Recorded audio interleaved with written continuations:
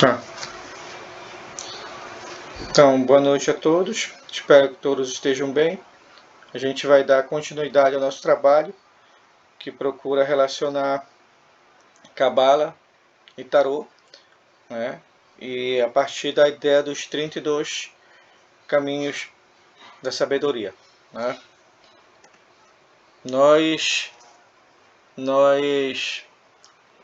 Se for focar apenas as cartas que nós já trabalhamos, nós já tivemos, agora com este aqui, né? Vai ser o 15º encontro, né? Depois teremos mais 12, então essas 6 cartas elas contemplam 18 encontros.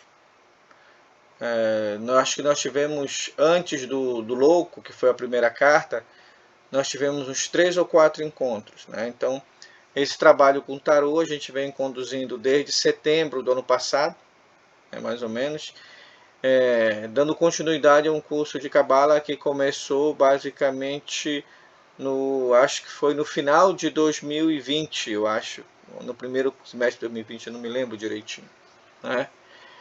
Mas eu trouxe essa imagem dessas cartas aqui porque tem um elemento muito emblemático para se colocar, né? Então, no 11º caminho, que era o caminho de Keter para Rockmar, então eu tenho a figura do louco, né? Então o louco enquanto uma grande potencial de energia, um potencial indefinido, um potencial totalmente disforme, né? Então ele é um conjunto de possibilidades, né? Então aí o 12º caminho, por sua vez, ele já pede, que é o caminho de Keter para Binah, ele já pede que essa energia ela seja coagulada, ela adquire uma forma, né? Ela adquire uma forma. Então, por isso a presença do mago, né? Do mago, dos elementos do mago, enfim, daquele que vai operar, que vai colocar em prática a chamada verdadeira vontade que foi anunciada com o louco, né? E aí, para traduzir, para colocar essa verdadeira vontade num patamar que o ser humano pudesse compreender, digamos assim, né? Que os vários níveis de mundo pudessem compreender, vem a figura da sacerdotisa, né? Então, se o mago é o Mercúrio, né? Eu vou encostar minha porta aqui.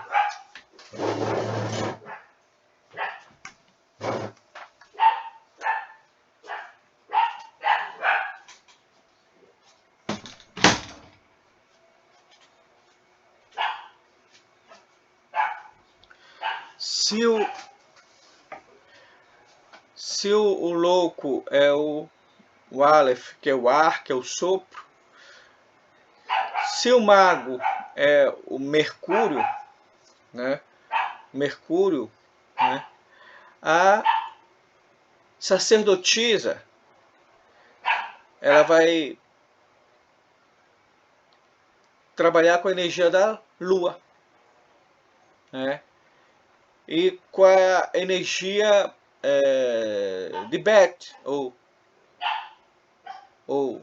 da porta, do Gimel, quer dizer, do Gimel, do camelo, que vai conduzir, que vai fazer a travessia dessa energia de Keter até Tiferet, né? Então é como se ela se esforçasse para colocar essa energia de uma maneira que nós pudéssemos compreender, né? Então, feita essa primeira tríade, dá condições para o nascimento de uma outra tríade,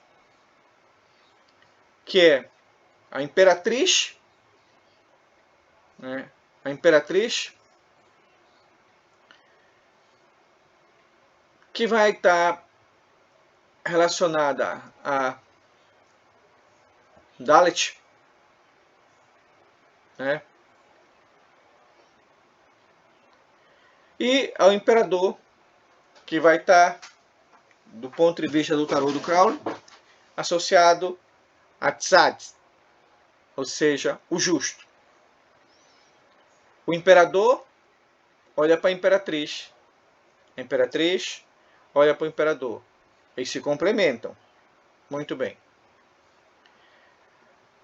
A partir desse momento que eles estão em complemento, é como se a androgenia se restabelecesse. Essa androgenia se restabelecer, ela se restabelece na Terra, né? Por conta de assim na Terra como no céu. É aí, nesse momento, que entra a figura do Hierofante, né? E de uma carta eminentemente terrena, né? Terrena. Tá? Então a gente vai ver hoje, na próxima quinta e na outra próxima quinta, vamos trabalhar o Hierofante. Mas primeiro ponto de partida aí é que é algo terreno. Mas é algo terreno no aspecto de assim na terra como no céu. Tá? Então, a ideia do Hierofante, né, é como se ele vem santificar a terra. Tá? Então, por isso que o 16º caminho, né, é o caminho da inteligência triunfal, ou eterna, assim chamada porque é o prazer da glória, mais além da qual não há outra glória semelhante a ela. Ele é chamado também paraíso, preparado para os retos. Né? Por quê? Porque o Hierofante, ele vem fazer esse caminho aqui, ó. Ele vem fazer o caminho de Rockmar para Shezed. Tá? Então, ele vem pegar a sabedoria e vem traduzir ela em misericórdia. Tá? Muito bem. O Hierofante, toda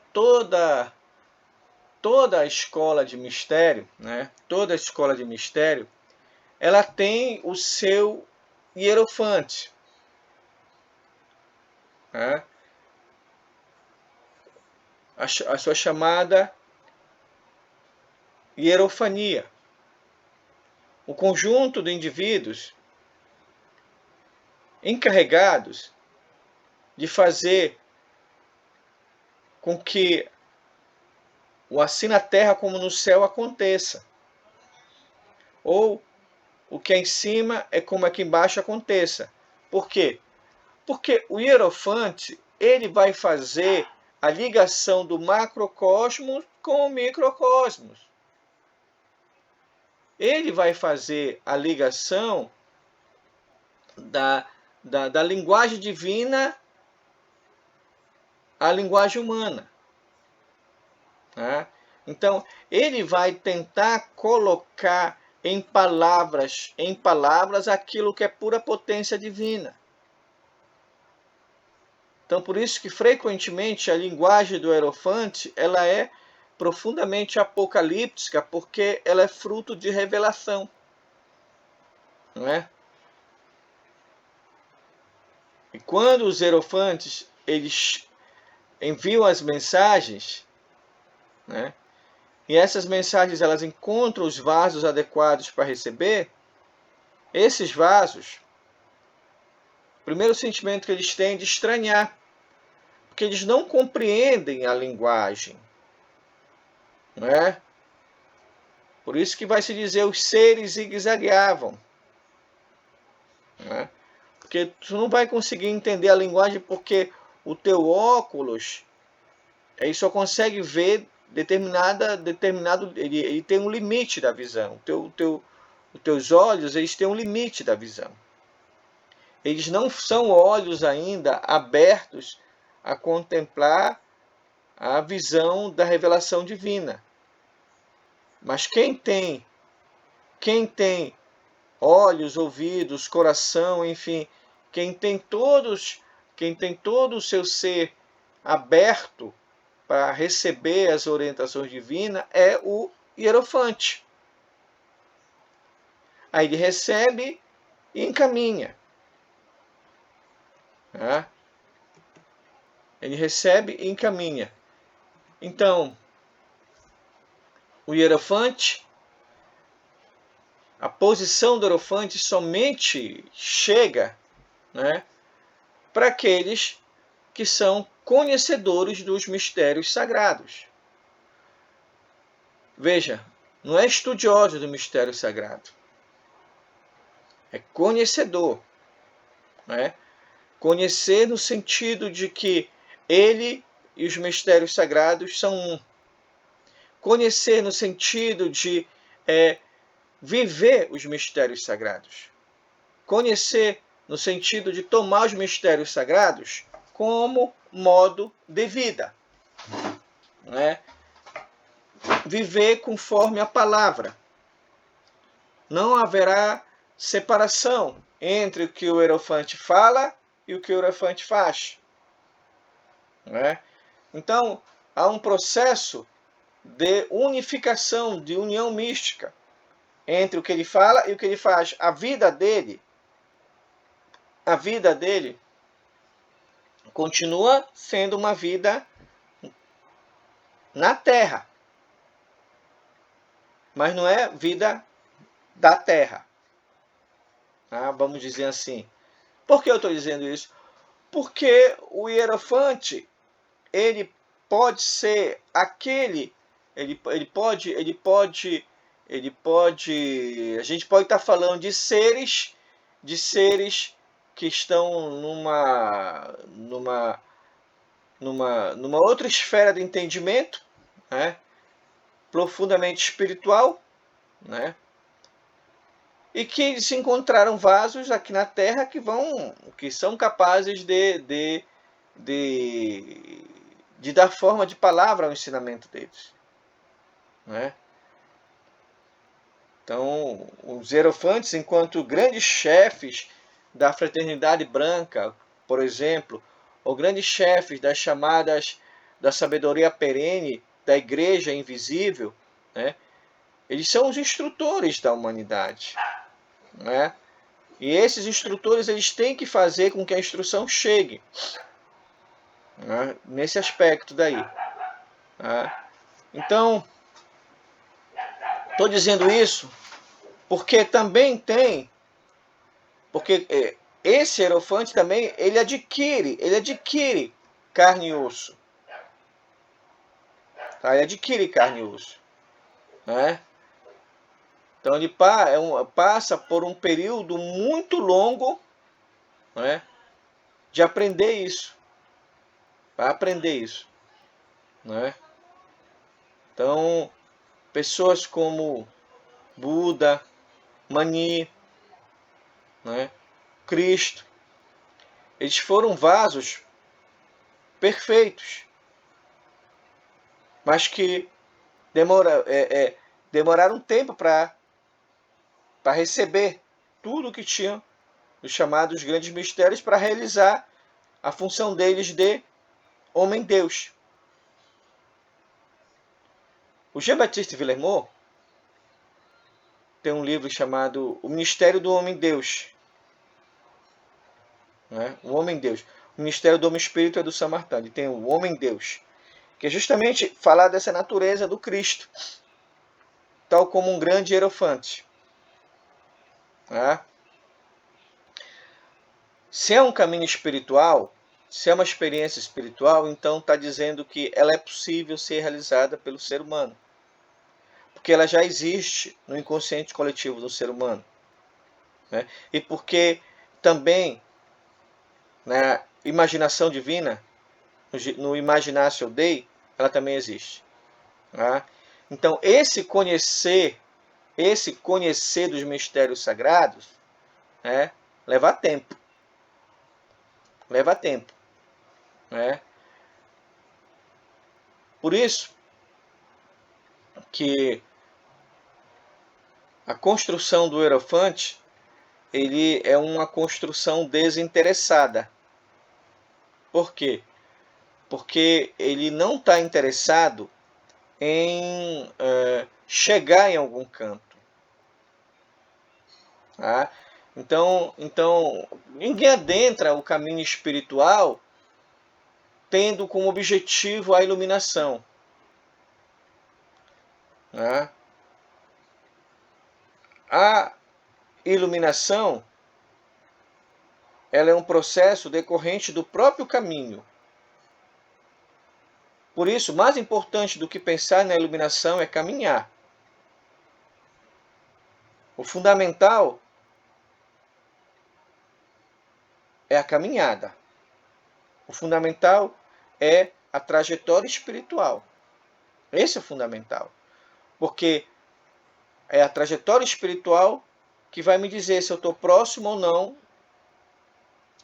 da chamada iluminação, ou se quiser, da chamada do encontro com o Santo Anjo Guardião, ou com o Cristo interior, digamos assim. Por isso que o hierofante ele vem associado à carta do touro, ao signo de touro, né? Que é justamente o trabalho paciente, metódico, constante, laborioso, duro, quase que enfadonho. É aquele trabalho mesmo lá do veste casaco, tira casaco, veste casaco, tira casaco, veste casaco, tira casaco. Que o neófito, quando entra, ele não entende. Né? Porque o neófito, quando entra na caminhada, ele quer ter a força. Mas ele não quer exercitar. Ele não quer fazer exercício. Ele não quer fazer o exercício espiritual para fortalecer a musculatura da vontade, para fortalecer a musculatura da paciência, para fortalecer a musculatura da como posso dizer, de desapegar, para fortalecer a musculatura de diminuição do autoapreço. Não, ele quer a luz. Né? Quer a luz. Então, ele quer tomar o suco de manga, mas ele não quer preparar o terreno, não quer semear a manga, não quer colocar a semente, não quer cuidar da manga. Ele não quer fazer nadinha, mas ele quer ter o suco de manga. Né? Então, por isso o trabalho é paciente. Né? É paciente. Tá? Então, do ponto de vista do simbolismo, o hierofante está associado à terra do jardim. O carro está associado à água do jardim. Os amantes estão associados ao ar. Né? O imperador ao fogo. Aí que vem o ponto fundamental do hierofante. A terra, enquanto fundamento sobre o qual se assenta o restante das coisas, é também dispositora ou depositora, ou seja, a legisladora do jardim. Por isso o hierofante constantemente é representado com um rolo do Liber Mundis na mão. Né? Então, o hierofante ele está associado ao trabalho paciente, metódico, de entrar em contato com os mistérios sagrados e trazer esses mistérios sagrados para a Terra. Né? Então, ele é hierofante. Quem é o hierofante? Hierofante é um iniciado sublimado. Né? Ninguém se torna iniciado, ninguém se inicia numa ordem para si mesmo. Quando a gente inicia numa ordem, quando a gente passa por um processo de iniciação de uma ordem, a gente está dizendo, eu estou morrendo para mim mesmo e nascendo para o meu semelhante. Eu estou abrindo mão de ser importante e eu quero que o meu semelhante seja importante. Né? Eu me tornei Rosa Cruz, eu me tornei maçom, eu me tornei templário, eu me tornei Elucoio, eu me tornei Frater Lúcio, eu me tornei Dagone. Onde quer que eu fui parar, onde quer que eu me iniciei, foi para servir. Né? Então, os iniciados deveriam entender isso. Né?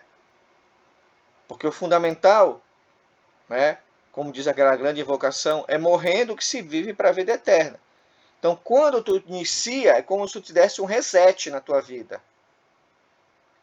E tu dissesse para ti assim, olha, a partir de agora é um novo caminho. Eu reconheci que o caminho que eu percorria anteriormente não me levava aonde eu queria. Agora é um novo caminho. E o hierofante é aquele que vai passar por um processo imenso de conhecer os mistérios sagrados, para justamente servir de ponte para unir o céu e a terra. Por isso que o símbolo é o Vav. A letra é o Vav, que é o prego. Daí vem a ideia de pregador. Né? Quem é o pregador? É aquele que apresenta as verdades. É aquele que estabelece as verdades, que estabelece os princípios, ou se quiser, que estabelece os landmarks. Porque ele recebeu isso. Né? E agora ele vai traduzir isso nas várias linguagens, para os vários ouvidos. Ele recebeu uma fonte de luz, ele recebeu uma rajada de luz, digamos assim. Agora, ele vai traduzir essa rajada de luz em vários aspectos, em várias cores. Né? Em várias cores. Né? Então, o hierofante, ele é o ápice do iniciado. Né? Isso é importante para nós. Né? Então, se vocês observarem, atrás do hierofante tem um vitral. Né? Um vitral. Um vitral que é como se a luz passasse por ali. Vocês repararam que a luz passa por ali? Todo o fundo da carta é negro. E a cor predominante, o que é? São cores terrenas, da terra. Né? A luz passa por lá. Né? Então a luz passa por lá e pega o hierofante. A hierofante traduz essa luz. Né? Então isso nos remete ao fato que o hierofante como um papa. Né? Um pontífice. O construtor de pontes. Né? Por isso que o vitral lá de cima é rodeado de 9 pregos, de 9 vav. Né? 9 aí remete a Yesod. Né? E depois de Yesod, o que é que tem mesmo? Malkut, que é a manifestação. Né? Malkut é a terra. Tá? Então, o 9 aí são os 9 vav, os 9 cravos, ou se quiserem pregos. Ou seja, é como se esses pregos fossem todos os princípios espirituais necessários para ele se manifestar. O 9 aí está falando com Yesod. Em Yesod está condensado a trajetória de todas as 8 sefiras anteriores, porque Yesod é a 9ª. E o Hierofante, que está na Terra, o Hierofante está em Malkuth aqui, ó, como se ele tivesse, do ponto de vista do elemento, né, ele está em Terra e ele está em Malkuth. Nesse aspecto aí. Então ele vai manifestar tudo isso aqui na Terra. Então é ele que faz o contato do humano com o divino. É ele que é o responsável pelo que a humanidade tenha conhecido os grandes livros da lei. Sejam eles o Alcorão, seja ele o livro da lei do Crowley, seja ele os Apocalipses, seja ele os Apócrifos, seja ele os livros das revelações. É o Hierofante que manda. É o Hierofante que manda. Por quê? Porque ninguém viu Deus. Ninguém viu Deus. Tá entendendo? Considerem que esse vitral que está atrás dele é como se fosse a luz que vem de Rockmar. Né? E o caminho 16, o 16º caminho, é Rockmar para Chesed. Então, o Hierofante, ao se portar como um pontífice, ele está exercendo um profundo ato de misericórdia. Né? Porque ele está trazendo esse ensinamento espiritual para o primeiro dia da criação, que está em C7, que é a misericórdia. Né? Por isso que ali está situado a grande abundância, que é Júpiter. Que é Júpiter. Que é Júpiter. Então é como se o Hierofante se comportasse como um grande canal, um grande vetor, uma grande ponte que vai permitir que a grande face, cuja uma das partes é Rockmar, se encontre com a pequena face, cuja uma das partes é Chesed. Então, ele é uma espécie de pontífice, o construtor da ponte. Daí a figura do prego, no sentido do pregador, no sentido da prece, né? No sentido em inglês é mais fácil colocar, porque tem muitas palavras em inglês que tem o som de prego, mas que tem a conotação profundamente esotérica e religiosa, né? Então nós vimos a própria cadê a sacerdotisa, pretriz, é semelhante a prego. Tá?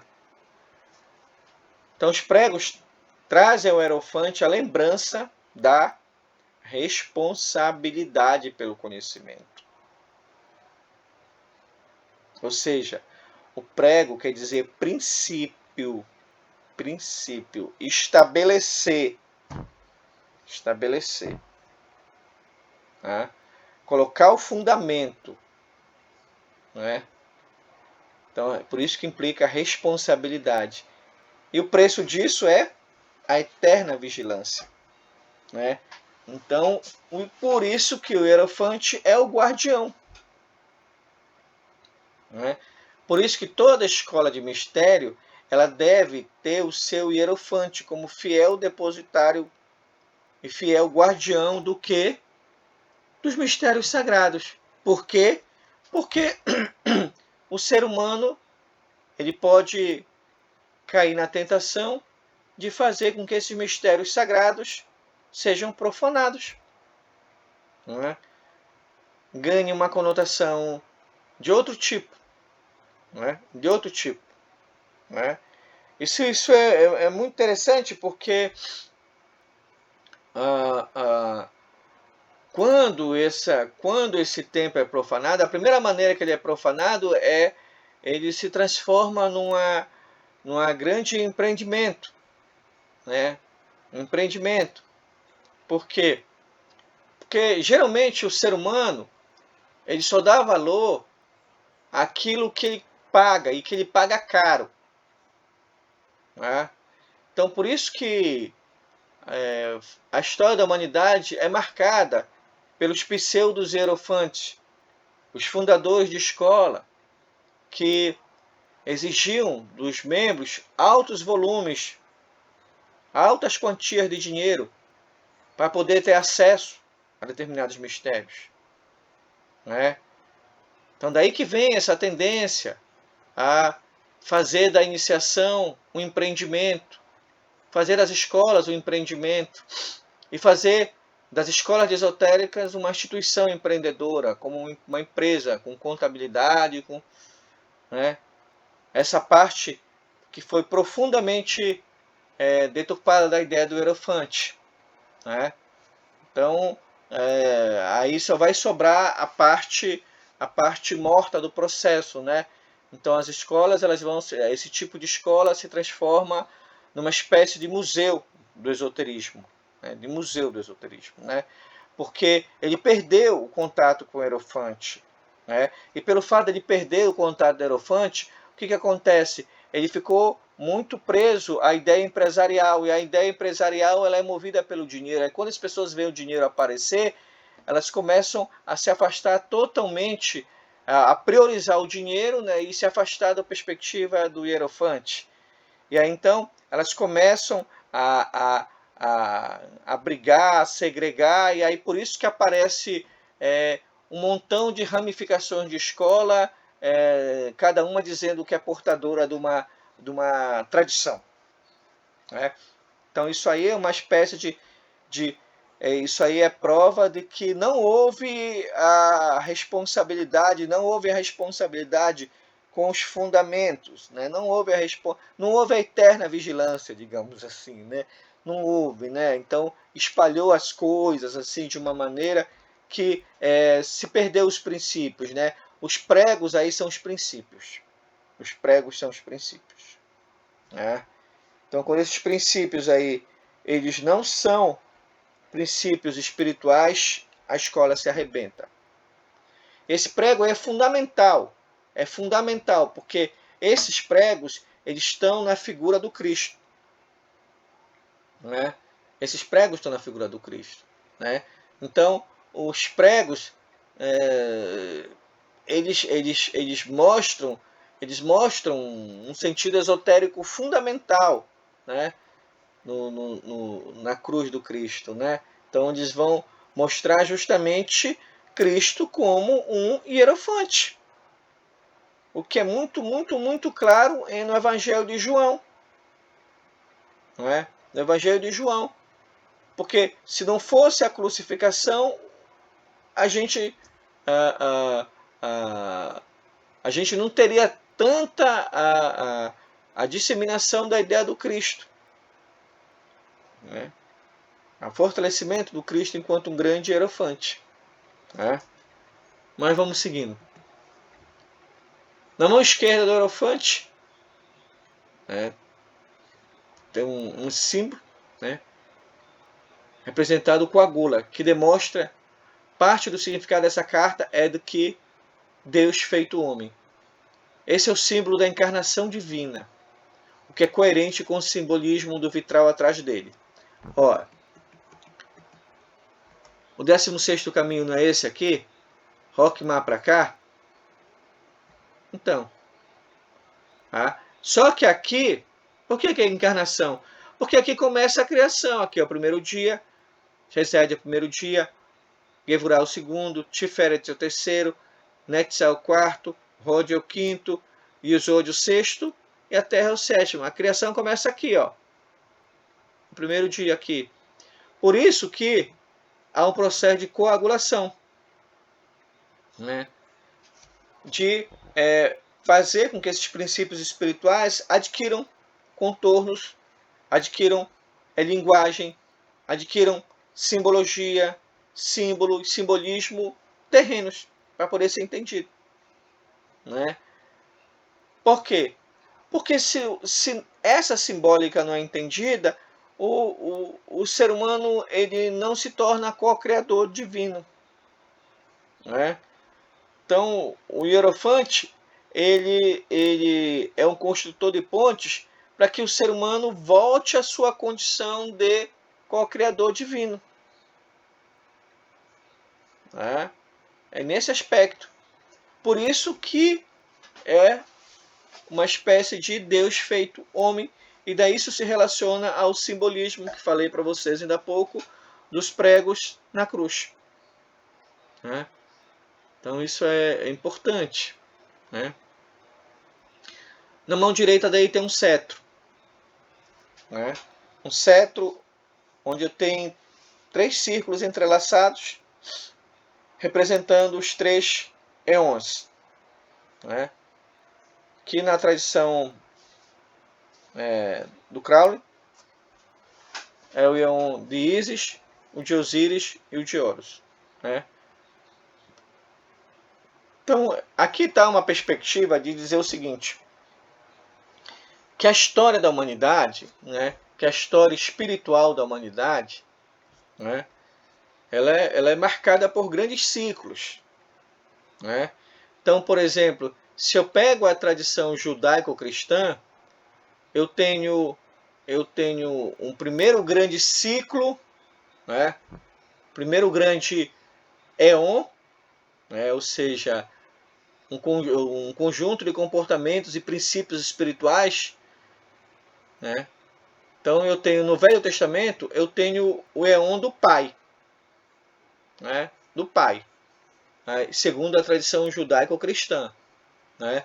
Então esse éon do Velho Testamento é o éon do Pai, né? Que é justamente todo um esforço para mostrar a existência do Deus imanente e transcendente, né? Do Deus imanente e transcendente, né? Então eu tenho esse éon. No Novo Testamento eu tenho o éon do Filho, né? Que é justamente o período em que o Verbo se fez carne e habitou entre nós, né? E habitou entre nós para compreender-nos e para traduzir para nós o que é o caminho, a verdade e a vida.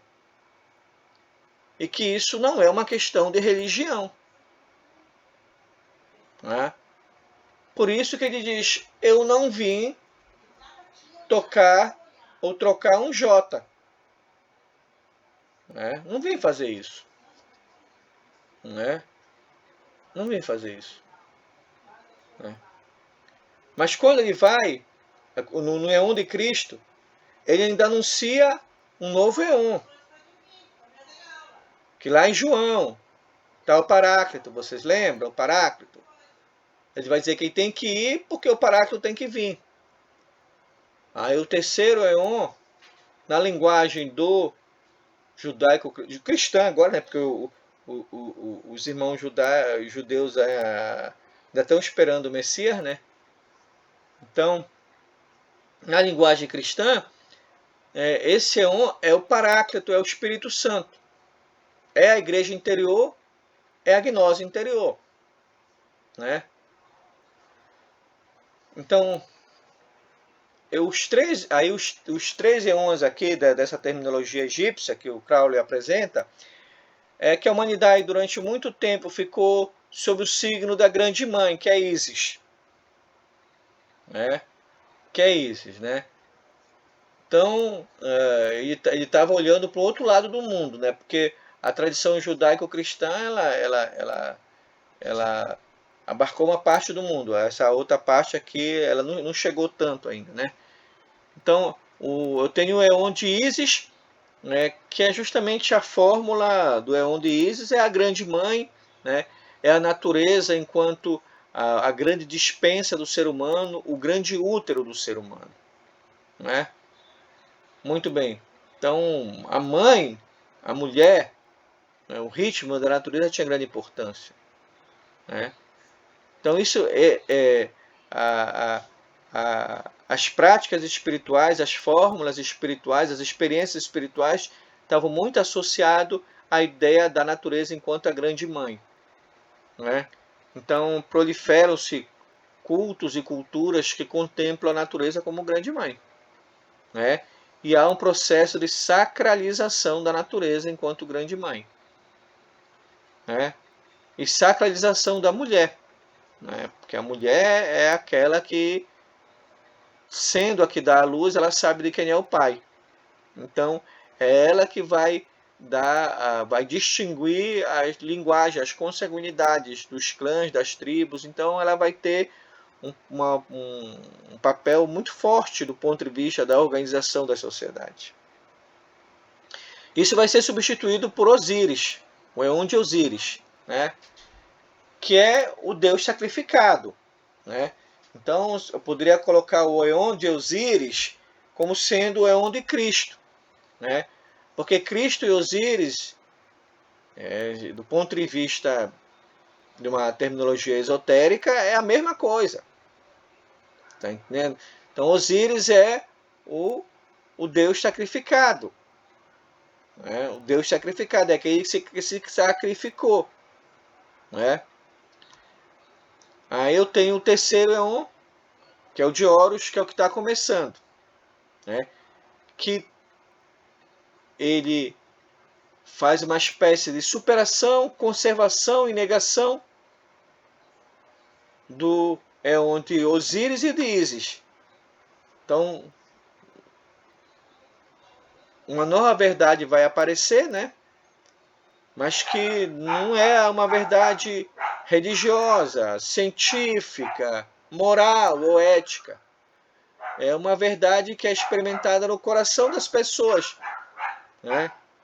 Então esse Eon de Horus é muito parecido com o Eon do Paráclito, né? Da história das linguagens, né? Da história de pegar os discípulos e espalhar os discípulos e cada um falar segundo a linguagem do local onde encontra, né? Então começa uma nova época. Então daria aqui só isso daria se eu fosse alongar daria conversa muito grande, muito grande. Mas só para explicar justamente que o Hierofante, sendo aquele que vai fazer a união do céu com a terra, então ele tem o cetro onde vai estar condensado as várias experiências espirituais que a humanidade passou. Porque nós podemos traduzir um éon como um período onde uma experiência espiritual é apresentada para a humanidade. Né? Então, no caso de Ísis, foi apresentada a experiência espiritual de contemplar a natureza como uma grande mãe. Né? O de Osíris foi colocado como contemplar o sacrifício do Deus sacrifício. Né? E o do Horus, não. Né? É justamente aquele muito parecido com a ideia do Espírito Santo. Né? Talvez já me deu vontade de escrever um texto comparando esse Eon de Horus com o do Espírito Santo, com a ideia de uma nova gnose. Né? Então, esse menino que está dentro do pentagrama, né, eu já tinha passado em encontros anteriores para vocês um site para vocês observarem essas cartas mais de perto que eu estou utilizando. Né? Então, se vocês perceberem, dentro da roupa do Hierofante tem um pentagrama bem no centro e tem um menino. Né? Então aquele lá é Horus que vai substituir o deus agonizante, o deus sacrificado. Né? Então é uma roupa profundamente, é uma simbólica totalmente sacerdotal. Tá? Seguindo. Então essa carta se refere a Vav, que significa prego, sendo que os 9 pregos que aparecem no alto da carta, os quais servem para fixar o Oriel atrás da figura central. Né?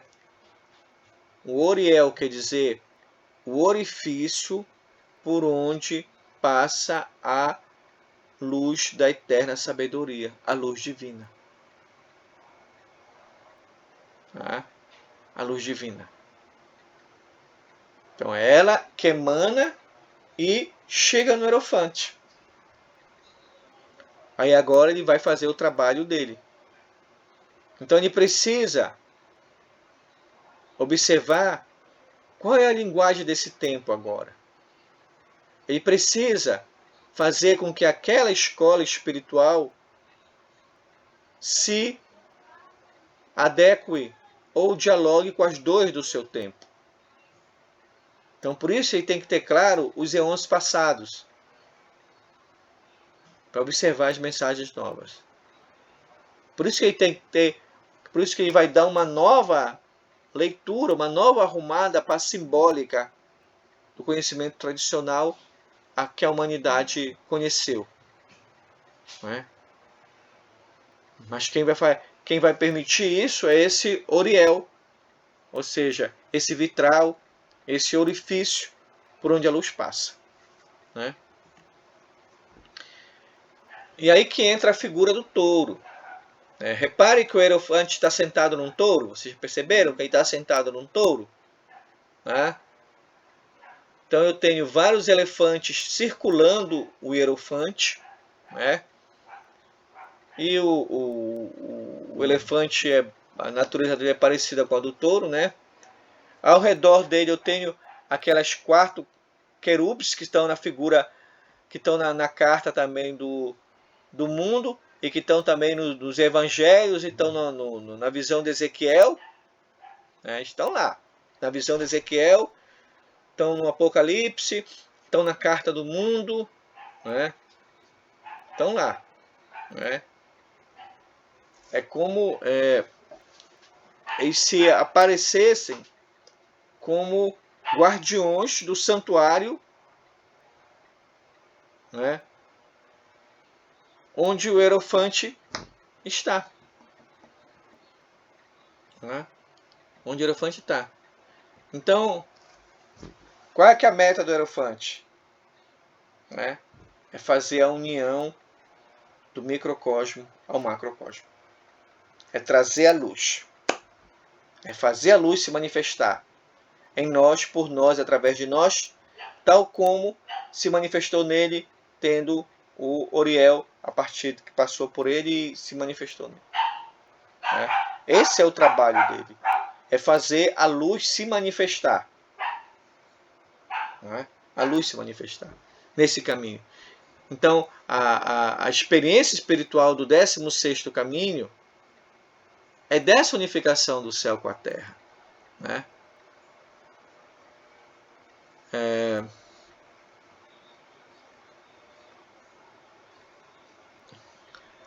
Cadê? Diante do manifestado. Aqui tem quando a gente fala do céu com a terra, não sei se vai dar para vocês perceberem, mas tem um hexagrama bem aqui na frente do hierofante. Ó, tem um hexagrama. Ó. Uma ponta aqui, eu vou pegar o meu cursor, mexer, ó, que vai dar para entender. Aqui, ó, aqui, ó, tá?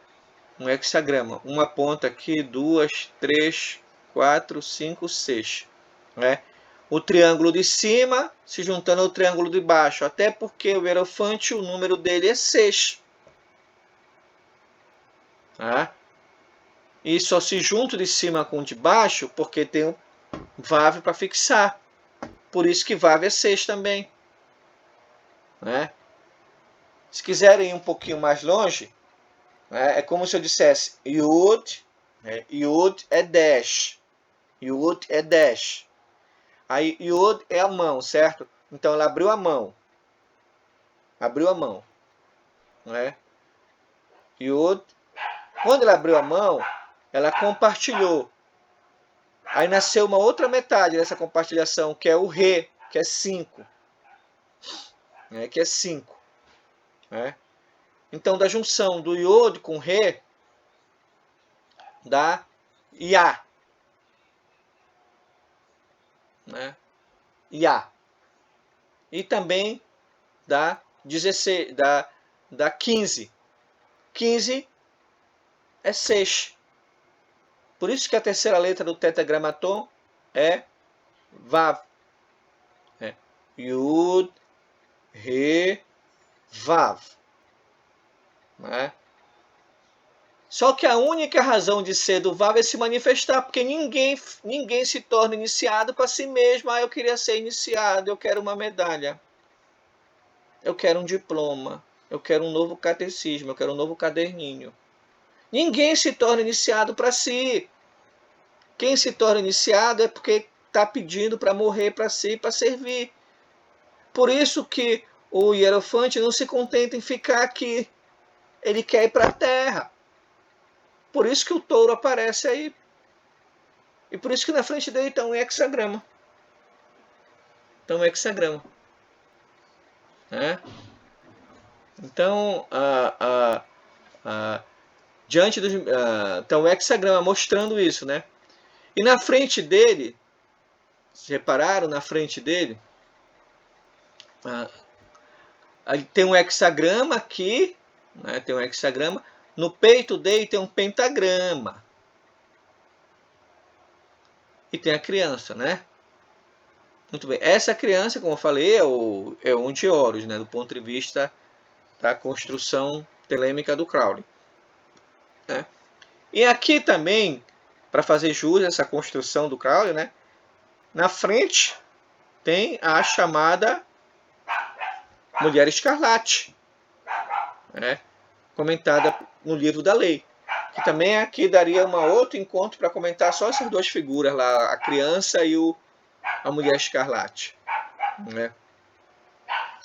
Então, esse simbolismo, né, como o próprio Crowley fala, isso aqui, esse texto aqui é todo do Crowley, tá? Eu só estou passando aqui, tentando tornar a coisa um pouquinho mais didática, né? Fazendo uma espécie de transposição, né? Mas sem retirar nada. Né? Então, o simbolismo da criança e da mulher, né? Ele só foi possível pela luz vinda daqui. Né?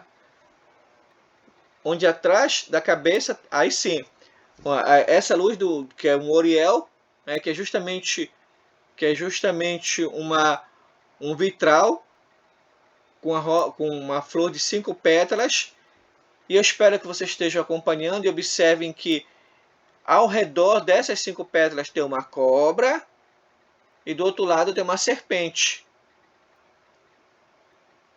Ou uma cobra e uma serpente, ou melhor, estou cansado. É uma serpente e uma pomba. Uma serpente e uma pomba. Né? A gente pode ler. A serpente, a pomba é o amor, né? Pois existe amor e amor. Né? Existe pomba e serpente. Né? A serpente é a vontade. Vontade. Né?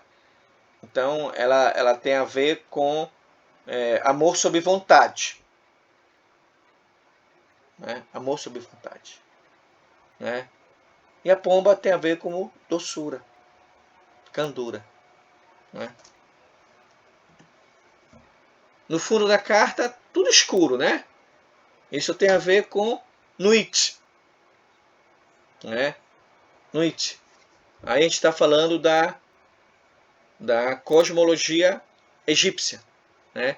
Então, onde Nuit é como um corpo, o Nuit com o seu corpo arqueado simboliza o céu estrelado.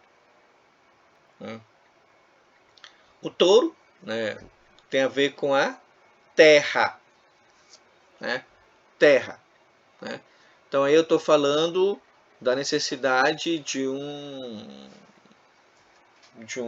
trabalho contínuo e equilibrado. Né? E quem rege touro é Vênus. Vênus. Né? Que é essa bem aqui, ó. A mulher que está na frente do hierofante. Né? Que a mulher seja cingida com uma espada diante de mim. Essa mulher representa Vênus, como ela é agora no novo Éon. Né? Então, ela não é algo simplesmente correlativo um complemento masculino. Ela é algo muito maior que isso, né? Seguindo. Em Vênus, a Lua está exaltada, né? Então, ou seja, está no lugar dela de referência, onde ela tinha que estar, né? Então, por isso, novamente dá referência aos pregos do vitral atrás, né? E como o próprio Crowley coloca, é difícil perceber o significado inteiro dessa carta, porque essa carta ela vem anunciar elementos muito fortes do novo Éon, né? Então esse novo Éon, como sendo algo profundamente novo, ainda é difícil observar as maneiras como eles se manifestam, né? Os três anéis a gente já falou, que é Ísis, Osíris e Horus, né? E o anel superior é marcado, o de Horus aqui é marcado, esse aqui, né? Ísis, Osíris e Horus, né? E o bastão, o cetro mesmo, né? É de um azul escuro, né? Um azul escuro, né? O anel superior está marcado de escalarte para o Horus, os dois inferiores de verde para Ísis e amarelo pálido para Osíris, né? Estão marcados, né? Todos eles estão baseados no azul escuro, que é a cor de Saturno, o senhor do tempo, pois o ritmo do Hierophante é tal que ele se move apenas em intervalos de 2000 anos, né? Do ponto de vista do Hierophante espiritual, tá? Do Hierophante espiritual. Então é como se a cada ciclo da humanidade o Hierophante aparece para colocar novos princípios espirituais, novas possibilidades espirituais. Por isso que vocês observam que geralmente a cada 2000 anos novas escolas nascem. Tá? Observem. Antes do nascimento de Cristo, eu tinha várias escolas, né? Aí passaram 2000 anos de Cristo, mais ou menos, lá pelo século XIX, por aí assim, eu tenho o surgimento de várias escolas, né? Então são ciclos onde a energia do Hierophante se manifesta e com ela traz a necessidade de propagar o ensinamento e levar ele para a Terra. Para a Terra. Daí a figura do touro, né? Bem, era isso, caríssimos e caríssimas, né? Espero que o que eu tenha trazido para vocês ele ajude um pouco a compreender esse caminho. Certamente que só ficará, ele terá alguma coisa de mais completo a partir dos dois encontros que a gente seguir, que é o encontro que trata da letra Vá e da meditação, né? É uma carta profundamente que mexe, que dialoga diretamente com o nascer e morrer das escolas espirituais, né? E sobre a maneira como essas escolas espirituais foram organizadas, né? Foram organizadas. Porque justamente esse hierofante que vai, digamos assim, desencadear aquilo que comumente se chama o mito fundador da escola, né? O mito fundador da escola, né? É um pouco isso. Eu vou parar agora aqui a gravação para a gente poder conversar, ver o que vocês têm a dizer.